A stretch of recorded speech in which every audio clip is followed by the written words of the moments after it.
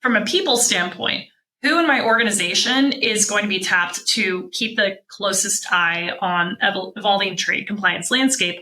Or am I now going to find a service provider or a voice on LinkedIn, because there's a lot of noise over there, who I'm just going to like be on? How am I going to stay informed from a people process? Am I going to do it? Is someone in my company going to do it, or is someone externally going to do it? Before we get started with the show, here's a quick word from our sponsor, Global Training Center. As trade compliance professionals, you want to make sure that your procedures and documentation are completed as correctly as possible to avoid any delays and possible fines. We provide a range of trade compliance courses that will fit your needs. From in-person or web training to recorded on-demand courses, we can train one or even thousands on your team through your learning platform or on our portal. We can even customize a private session for your team. Go to globaltrainingcenter.com to find out more. Hey folks, we're on for a great show at Simply Trade Podcast. Lalo and I have been doing this for a while, and we are enjoying this so much, especially when we're getting together. But thank you for your listenership. But Lalo, why don't you introduce our guest today? So one of them has been on the show before. But anyway, we're going to have a good show and talk about some of this, folks. Right. So again, and I always say this, and I just want to reemphasize that usually when people come up to me and talk to me, or Andy or Anik or any one of our team, and introduce themselves, and they kind of just like hit us up when we're at events, and the conversation kind of almost sometimes leads to, hey, why don't you just come on our podcast? And that's the case with one of our guests. The other one has been on our show before. This is probably her third time that she'll be on the show. So let's start with ladies first. Gabrielle Griffith. She's from BPE Global, a Bay Area, San Francisco area company. And of course, everybody knows Beth Pride, the founder or that started that firm. She's also been on our podcast, but really good consulting company that we'll hear probably a little bit about that. And if not, you all always can see that on our show notes, because we always add that information and contact information. And the person I'm referring to, so originally, Gabby or Gabrielle, she approached me and said, hey, can we tag team with this group that I've been doing things with lately, and which is a tech company called Caspian. So Caspian is a startup. We'll hear a little bit more about that too, but they're a startup.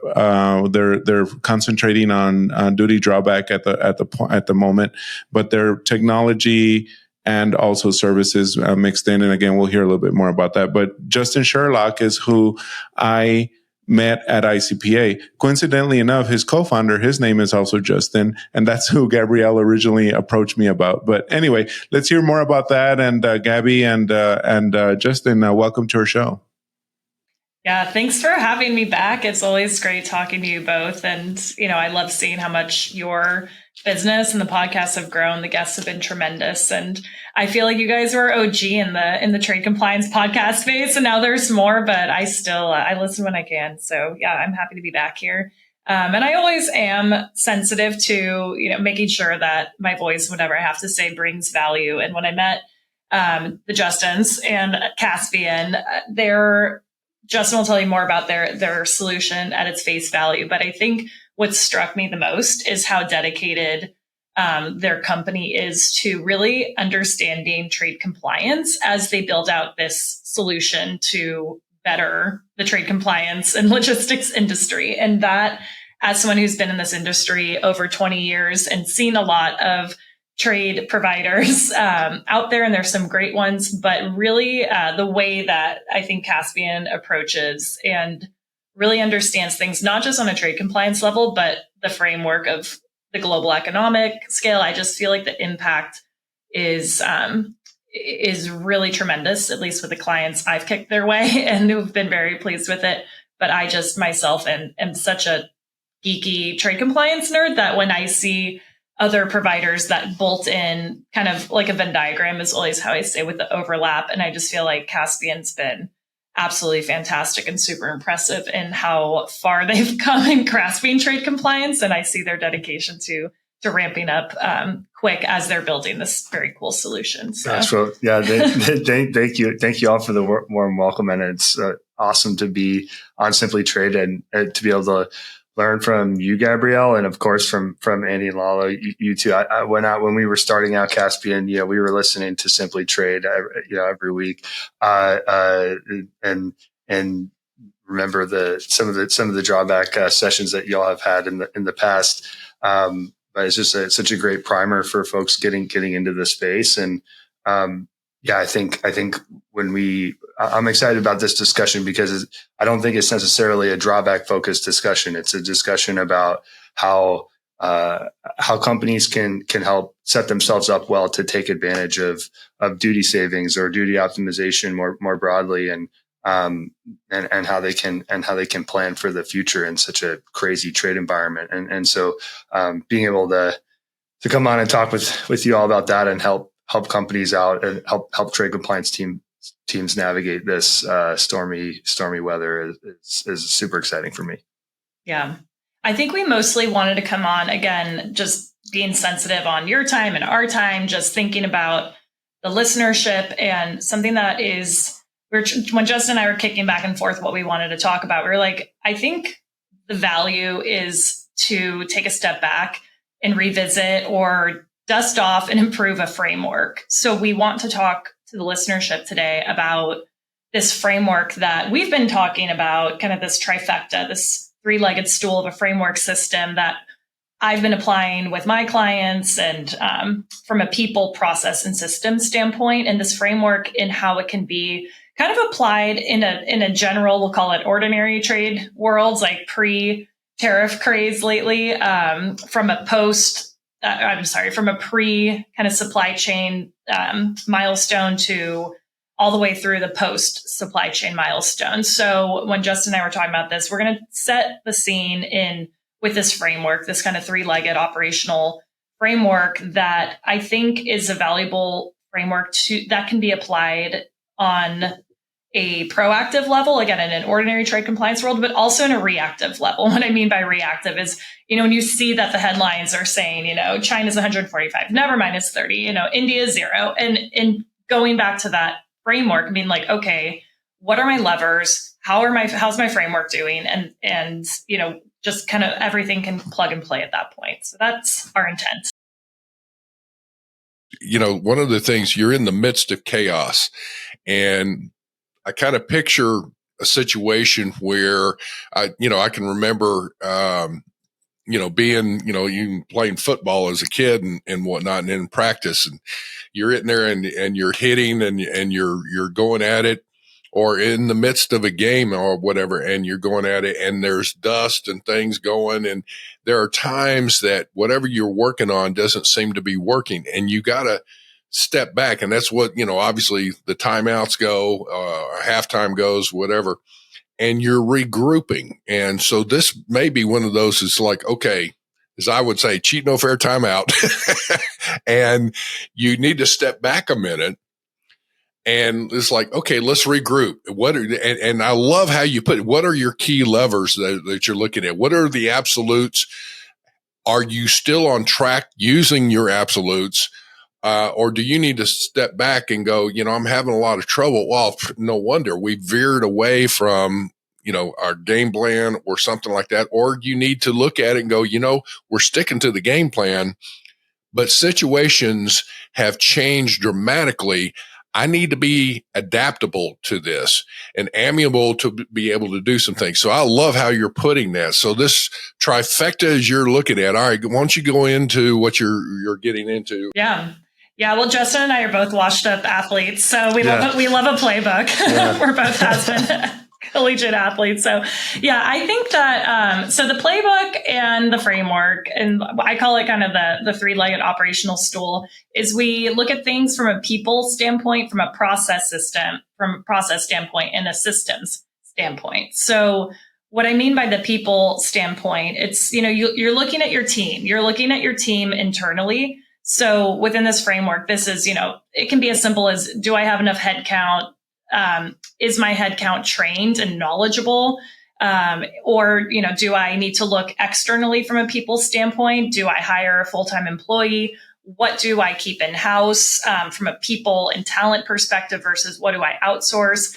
It's really it's your skills. You can't have your quarterback be, the other, whatever other, I'm not a football player, I shouldn't have used that analogy, but you can't have, everyone's got their position. Reference, yeah. I was like, I need a volleyball reference. I'm never going to be a setter. So that is something that will never happen. I'm sure you're seeing an uptick in demand for licensed customs brokers these days. Oh yeah, for sure. Yeah. So, so from a people standpoint, again, now taking just that leg of the stool, applied it into today's reactive framework, when we're seeing, for example, in the tariff exceptions with the annexes, like a list of tariff codes come out, and you've got someone who has no knowledge and understanding of classification and general rules of interpretation. They're like, oh yeah, that code looks good. I could qualify that and stand up in court. And I'll be like, well, have you visited the chapter notes? It literally says in chapter note, 1F that you cannot do that. So they're like, oh no. So I think it's just, do I have the people in place, and foundationally, what's my plan if I need to know, again, modeling. If I'm going to now be exporting, you're going to need some export classification vetting. So it's about, do I have that talent now, and getting that framework in place. And then from a process system, everything interplays together, but from a process system, what's my classification process? If I'm classifying and building this assembly in this country, does that affect the tariff classification if I strip a subcomponent of that and move it to another country? So really having the processes, having your record keeping, so you have everything documented and easy in your back pocket to pull out if customs is questioning your processes for, on the flip side, from an export perspective, making sure you're screening and record keeping, making sure, again, those processes that are ordinary processes that you've had many people come on this show and talk about, the specific nuances if you have a drawback program. But then the last leg, and kind of the most important leg, the one that I think Justin's going to add tremendous value on, is the systems. And we live in a world now where there are so many wonderful systems to leverage. And I, as a service provider, see companies who leverage and have these great systems in place, but they have now overrided and aren't actually capturing data that should be captured. And there's so much data being left on the table, I will say, or data in verticals across organizations that systemically aren't being connected together. So I think it's really about, again, that's the framework. It's your people, your process, your systems. So thinking about it in an ordinary world, as a trade compliance leader, when I worked in-house, what kind of reports can I produce? What kind of information can I have at my fingertips that is going to be valuable to my executives? It's pulling together the various reports, making sure your systems can support it. Back then, they couldn't. So I had to figure out Access and Tableau. But now there's great tools that have automated this. So when we have that, system in place in an ordinary world, then in a reactive world, when we start seeing this barrage of headlines come down and understanding, it's okay, from a people standpoint, who in my organization is going to be tapped to keep the closest eye on evolving trade compliance landscape? Or am I now going to find a service provider or a voice on LinkedIn, because there's a lot of noise over there, who I'm just going to be on? How am I going to stay informed from a people process? Am I going to do it? Is someone in my company going to do it, or is someone externally going to do it? From a process system, okay, if we have to look at, and we're going to dive into this, shifting supply chain, I can't just move my puzzle blocks to Taiwan from China and have it be Taiwanese in origin, right? I need to understand substantial transformation. So my processes have to be supported by my people, and then everything's got to be captured systemically. So this is, again, that framework that is applied in a proactive, normal, ordinary world to now, when it's reactive, we strip it back into those bite-sized pieces, and you look at the people, process, and systems on how you can react. Second is, I think again, so your trifecta, it's your people, it's your processes, and it's your systems, which is fine. And one may not necessarily be any more important than the other. It's like a three-legged stool. They have equal importance. And if you want to sit on a stool that's level, then you've got to have everything functioning in each area appropriately. Here's the thing that I guess that I was hearing from you. is that when you're looking at some things, I guess, and I'm going to rephrase it because I'm dumb as a box of, rocks here. And keep it simple. So what I'm hearing, Gabrielle and Justin, is that you guys are saying you look at your situation. Like, for example, I loved when you were looking at with people. Are you adequately staffed? The staffing that you have, are they proficient in the skills that you're needing? If you're moving into a different area, which, by the way, folks, you touched on, okay, if you're getting into exports or whatever, one of the things I'm going to tell you that I see in the next 3 to 9 months, the amount of opportunity for U.S. goods being shipped abroad. In other words, creating and utilizing U.S. exports, and more specifically, U.S. goods that are being exported from it, is going to be astronomical. You need to get in here and find out if you're moving into an area that you're not as familiar with.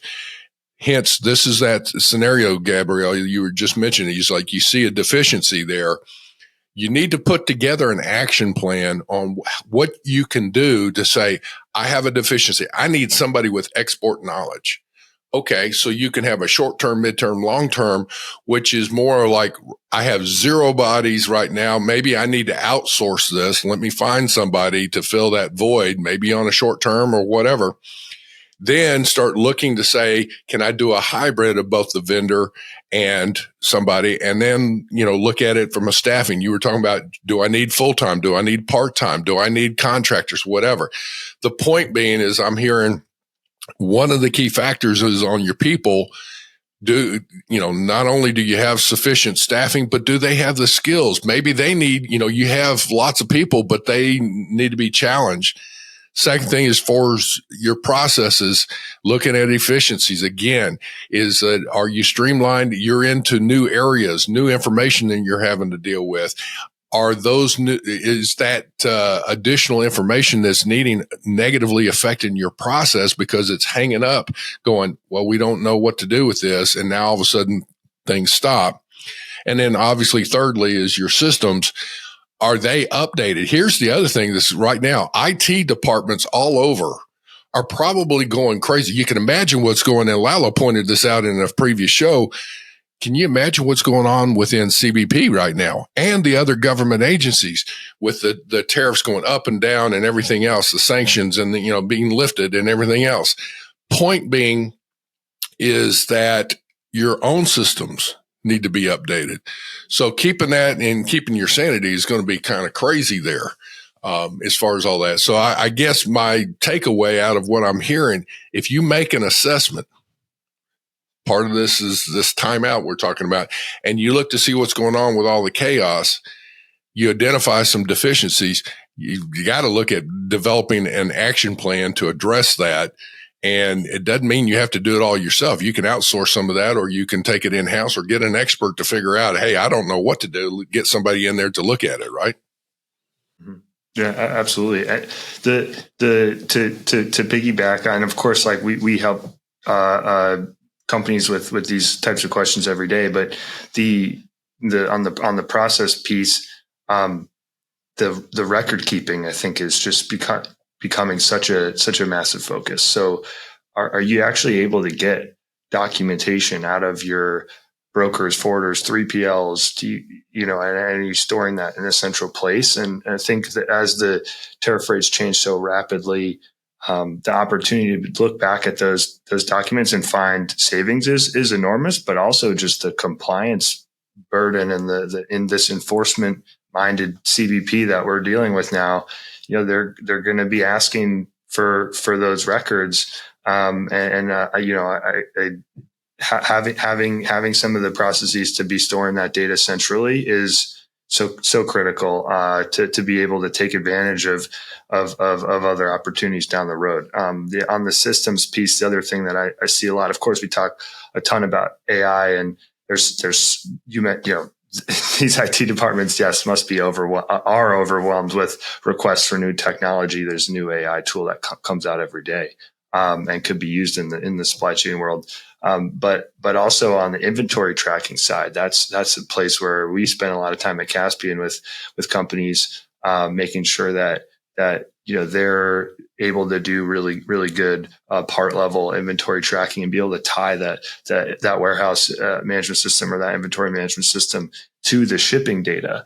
And mapping across these different data sources is a really difficult process and systems problem that of course, like Caspian helps to solve. But these are some of the things that I think we've been aware of these challenges for decades in the supply chain world. Yeah. I mean, we've been talking about disparate data and unstructured formats like for so long, and now there's really just such an impetus and motivation for companies to, I think, finally solve this.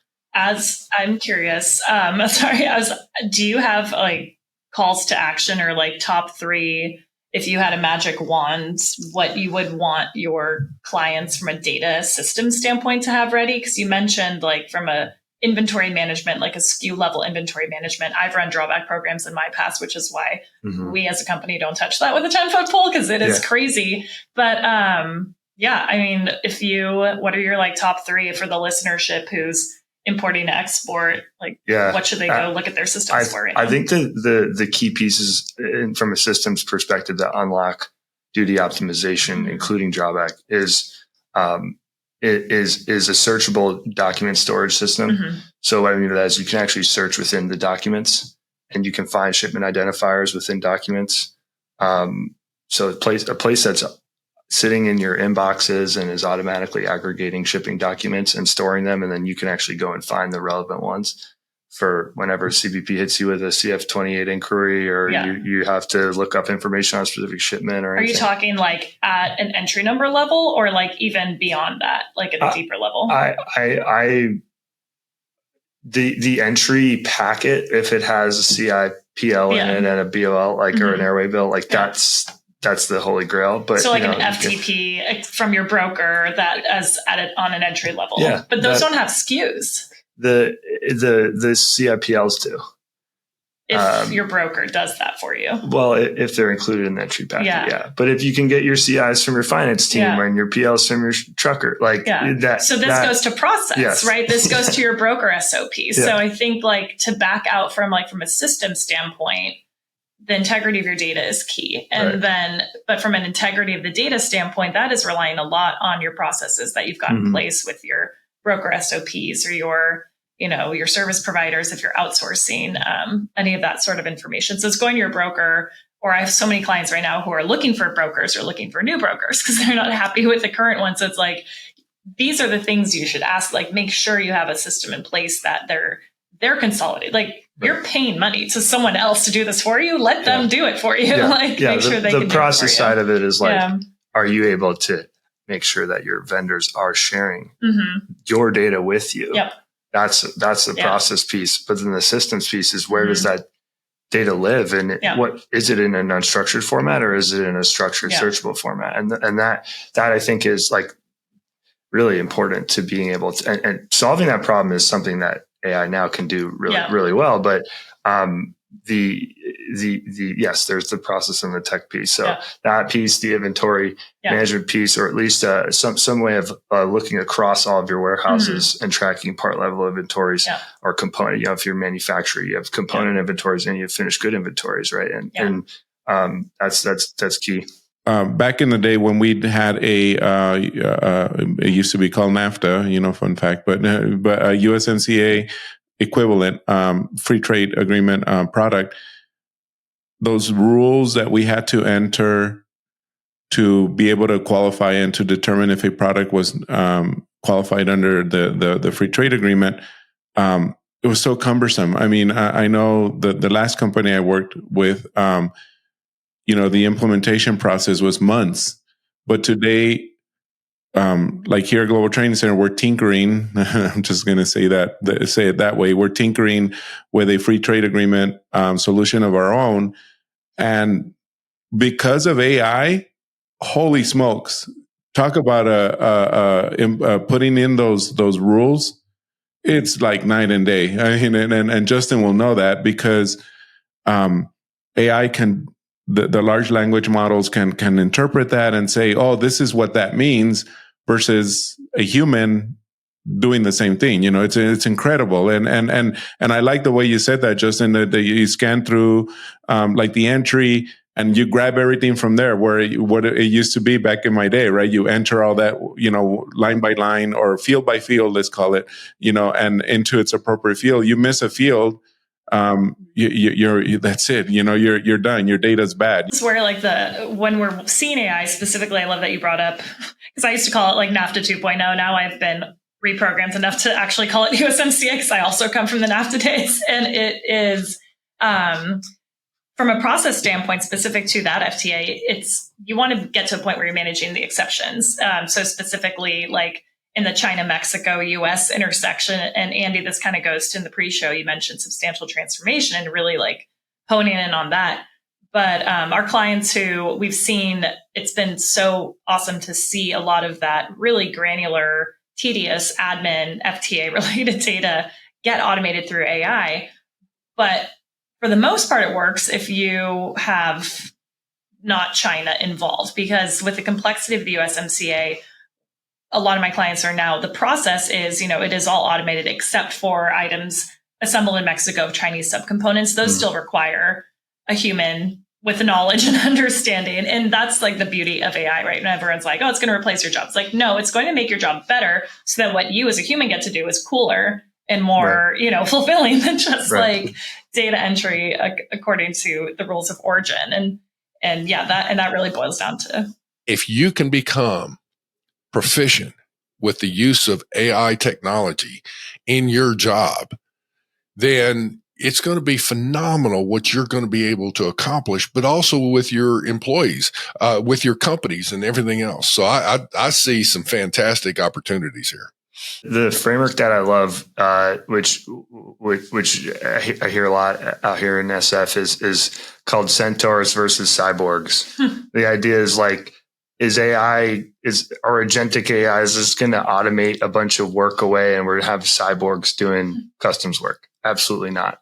It's a centaur value proposition. You have people are more empowered to take on larger scope, more complex classification projects, more complex sourcing projects. And I think like what at least I see out here is the standard, the bar for what is required of a knowledge worker is rising because of AI. And I think it's oftentimes it feels like a challenge as a knowledge worker myself. I'm like, gosh, I have to be constantly using and learning new tools, and my job is changing all the time. And gone are the days where you could just set up a process and have someone do some narrowly scoped job over and over again.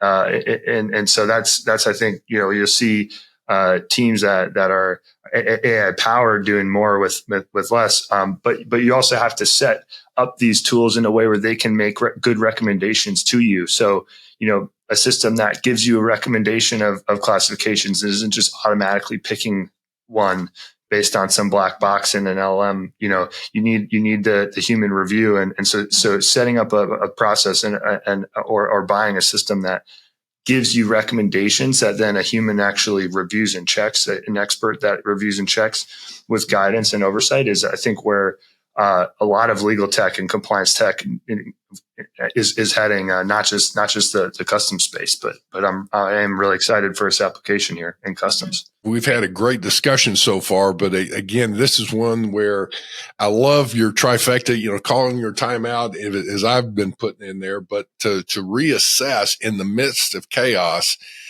get a breathing point here and look at it and review your people's staffing situation, if you will, your processes and your systems, and look from there and build your game plan if you see any deficiencies. And then secondarily to that, identify your exceptions, and again, reverse engineer it and come back and apply your trifecta again and see what needs to happen to make that a better situation.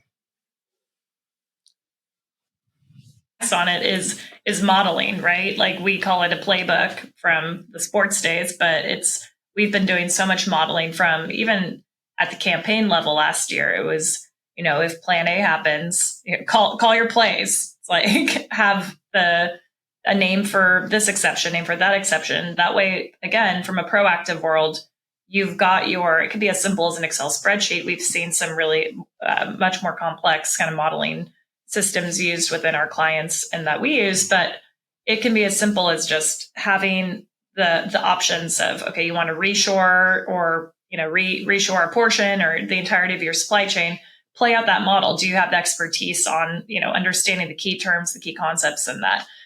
If you have an exception process and you want to start to think about automating that or outsourcing that or, addressing that, it's modeling out what that would look like. And that becomes your kind of superpower within your executives when it's time, I think now, to get that head count, get that budget to really cement this. The value right now, executives and investors have, we have their ear in trade compliance, and this is how one can really structure the noise in a really kind of pragmatic way to put in front of those folks to kind of affect change. Yeah, no matter where you work in the supply chain, if you work in house at a brand or manufacturer, or you work at a service provider, you now have the ear of the C team if you need resourcing for people, process, and systems. And that's a tremendous opportunity for companies right now to make improvements to help navigate the road ahead. I think the last, stat that I'll end on was that I saw at the CVP conference last week, the maximum number of HS codes on a customs line went from 8 to 38. I think I'm remembering those numbers correctly. The tremendous, the complexity right now is just exponential. Hug a customs broker. But the opportunity for investment as a result of that complexity has also never been higher. So, take advantage of that while you can. And that was all just kind of pre-supply chain movement. So I think we barely dusted off the tip of the iceberg, but I think part 2 is in order for sure. Yeah. Follow us on LinkedIn is our main social thing. Although I think, Lalo, your team is expanding our social network a little bit better. With all that, I'm a day late and $1 short on some of this stuff, trying to figure out how all this works. But you've got a great team and that supports us in the Global Training Center. But with all of that, folks, I hope you have a great day. Terrific. Thank you. Thank you both. Thank you very much for joining us. Simply Trade is brought to you by the generous contributions of Global Training Center.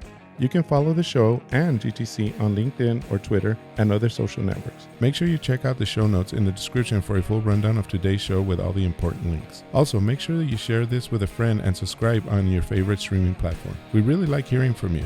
If you enjoyed the show, make sure to rate and review wherever you listen to this podcast. If you or someone you know would like to be a guest on the show or would like to sponsor Simply Trade or suggest any topic you would like for us to discuss, please contact us via email at simplytrade@globaltrainingcenter.com, or you can DM us on Twitter at simplytradepod. Thank you again for the privilege of your time. Happy trading. Simply Trade is not a law firm or an advisor. The topics and discussions conducted by Simply Trade hosts and guests should not be considered and is not intended to substitute legal advice.